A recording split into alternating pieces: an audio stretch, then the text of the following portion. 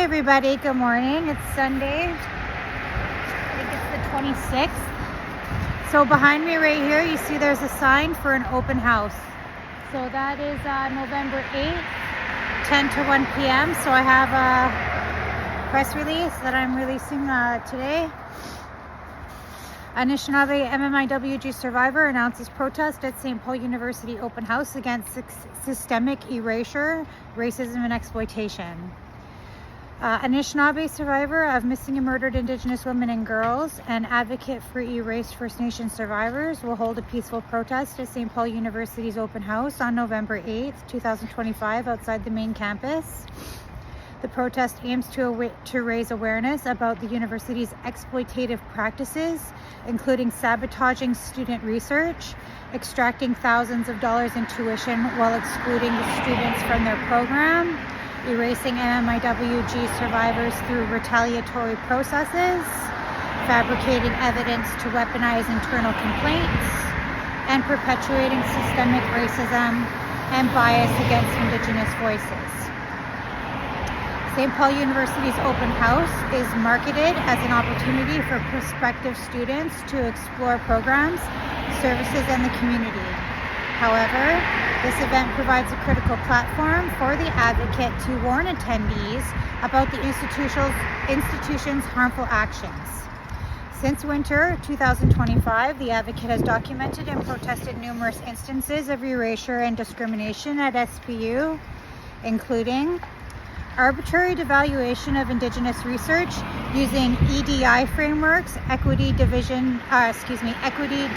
and inclusion frameworks as a pretext for bias, retaliatory administrative investigations and expulsion without due process involving false and fabricated complaints from individuals such as Heather Eaton and Simone Tremblay-Pepin, leading to the advocate's removal from her PhD program in social innovation despite submitting evidence of racism and discrimination on other prohibited grounds.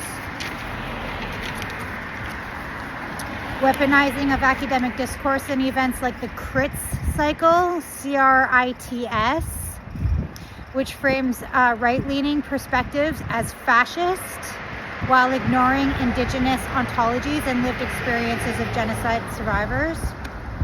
Failure of university leadership, including ties to Archbishop Marcel Damphouse on the Senate, to address appeals and requests for accountability, contributing to the ongoing erasure of MMIWG survivors and perpetuation of the genocide.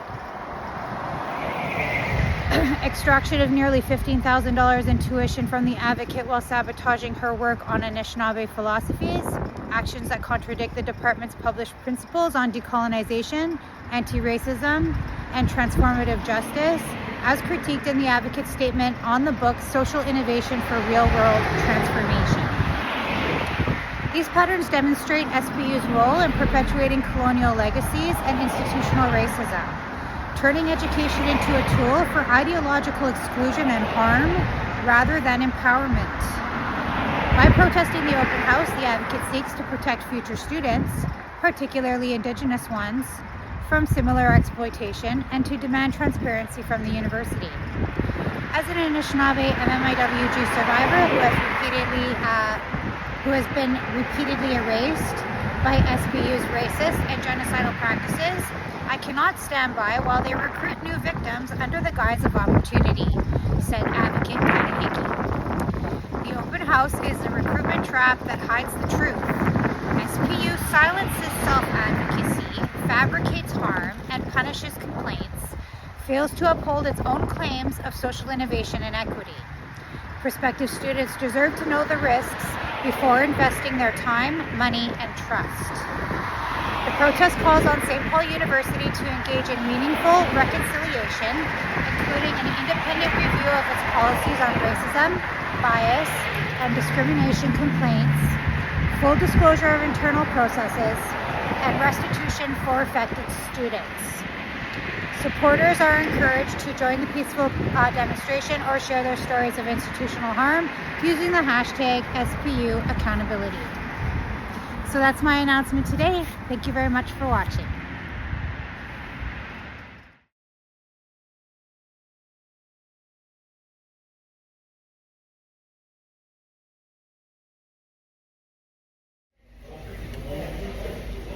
Hi everybody.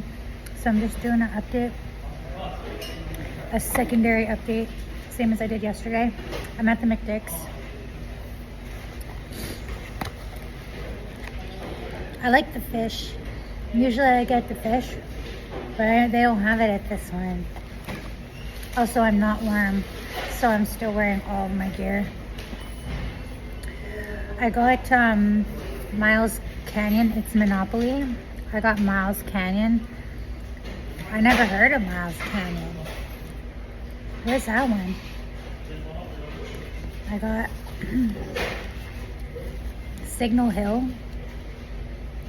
I also have not heard of Signal Hill, so not sure where that one is. And I got Montreal Airport. I know that one. It's named after, it has the same name as a massive douche. And I got Parliament Hill. I know that hill. So those are my scores on the Monopoly. Today was really good. Doing the book fair at St. Paul University. So I had no crazy cult aficionados, hardly all weekend. So I don't know, like sometimes I think it might be like I wear this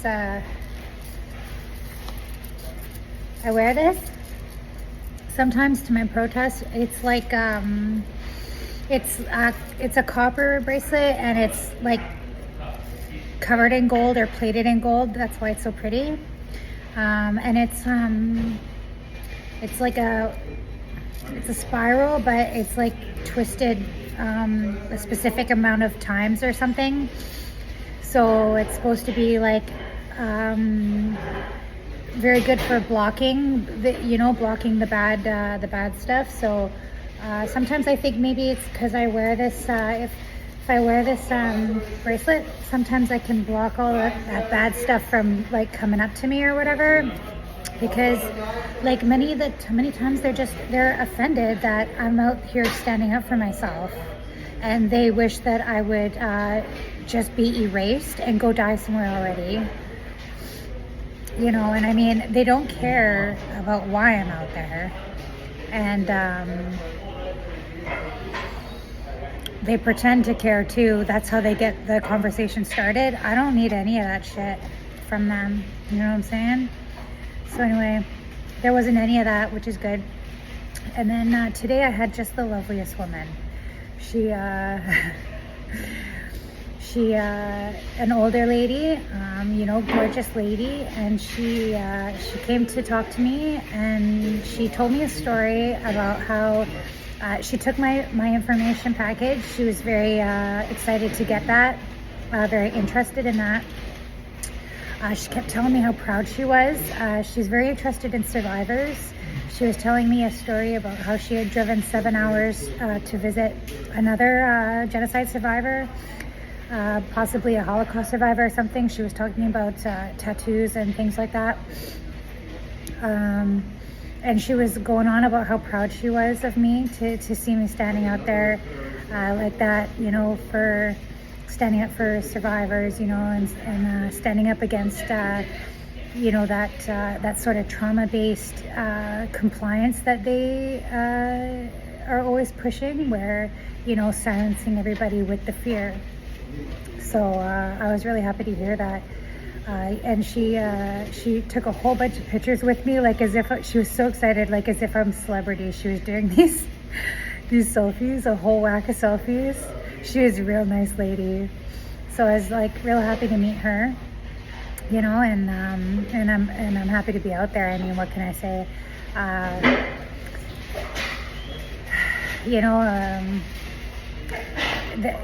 They do compel people to be silent and to just go away, be erased, whatever it is, using their fear tactics, and and people are afraid that they'll never be able to get another one of these fake jobs. And I mean, you can't pay me enough to pretend. You can't pay me enough to you know, sell myself to this crazy cult. It's like prostitution, you know? And I know people do what they got to do. It's like Trailer Park Boys. It's like Pat.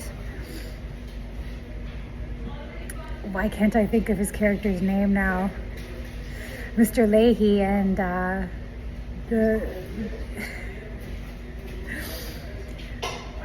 oh, I can't think of his name now. Anyway, the guy with the big gut on Trailer Park Boys. He's like, you know, when he has to do what he's got to do, he's like, man's got to eat.